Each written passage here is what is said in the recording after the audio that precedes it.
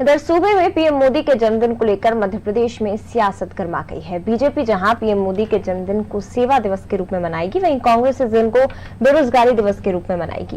कांग्रेस विधायक कुणाल चौधरी ने कहा कि देश भर में कोरोना काल में बेरोजगारी बढ़ी है, इसलिए कांग्रेस पीएम नरेंद्र मोदी के जन्मदिन की बेरोजगारी दिवस के रूप में मनाने जा रही है, जिस पर कैबिनेट मंत्री विश्वास सारंग ने पलटवार करते हुए कहा, झूठ और धोखा देना यही कांग्रेस के काम है।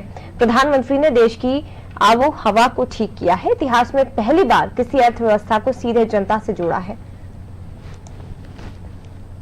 देश में युवा कांग्रेस 17 सितंबर के दिन बेरोजगारी दिवस के रूप में बनाएगी।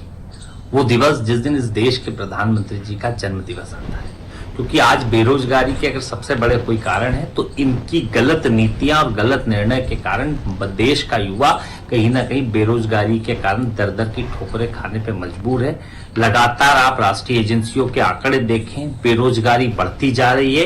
कई बार राहुल गांधी जी ने चेताया भी सही कि ये बड़ी सुनामी आने वाली है, बड़ी चुनौती है, पर सरकार का काम, प्रधानमंत्री जी का सिर्फ मोर को दाने डालने पे ध्यान है, इधर उधर की बातों पे ध्यान है। इस देश की मूल समस्या, जो सबसे बड़ी खूबी भी युवाओं की है कि सबसे बड़े युवाओं का देश है, और सबसे बड़ी चुनौती भी है कि यहाँ पे सबसे ज्यादा बेरोजगारी बढ़ रही है। 2 करोड़ रोजगार का वादा करके आने वाले लोगों ने 14 करोड़ रोजगार कम करे हैं।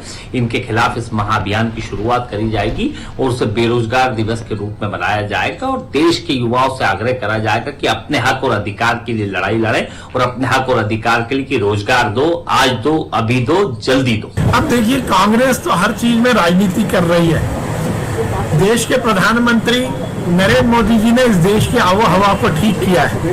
पहली बार किसी प्रधानमंत्री ने देश की अर्थव्यवस्था से आम आदमी को जोड़ा है। पहली बार कोई प्रधानमंत्री लोगों के बीच जाकर हर स्तर पर उसकी सेवा करने का संकल्प लेता है। इनके इस तरह के नकारात्मक राजनीति का कोई फर्क नहीं पड़ेगा। ये लोग इसलिए दुखी हैं कि नरेंद्र मोदी जी के प्रधानमंत्री बनने के बाद कांग्रेस के नेता जरूर बेरोजगार हो गए, उनका भ्रष्टाचार खत्म हो गया, उनका अनाचार खत्म हो गया, उनकी राजनीतिक रोटी सिकना बंद हो गई, इसलिए इस तरह के प्रपंच कर रहे हैं। पर देश की जनता जन्मदिन मनाएगी, सेवा दिवस के रूप में मनाएगी।